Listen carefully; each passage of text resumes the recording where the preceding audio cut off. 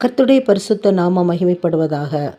இன்றைய தேவ வார்த்தை, நான் அவர்கள் துக்கத்தை சந்தோஷமாக மாற்றி அவர்களை தேற்றி அவர்கள் சஞ்சலம் நீங்க அவர்களை சந்தோஷப்படுத்துவேன். எரேமியா 31:13 பார்க்கிறோம். துக்கத்தை சந்தோஷமாக மாற்றும் தேவன்.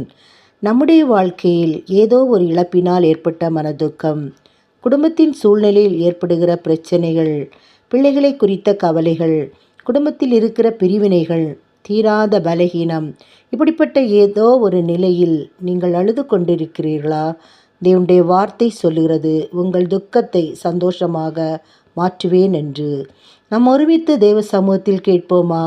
இயேசுவே, என் துக்கத்தை உம்முடைய சந்தோஷமாக மாற்றும், என் துயரத்தை உம்முடைய ஆறுதலால் நிரப்பும், என்னை மகிழ்ச்சியின் மகனாக மகளாக மாற்றும் என்று கேட்கிற உங்கள் கண்ணீரை தேவன் துடைத்து சந்தோஷத்தை நிறைவாக கொடுப்பார்.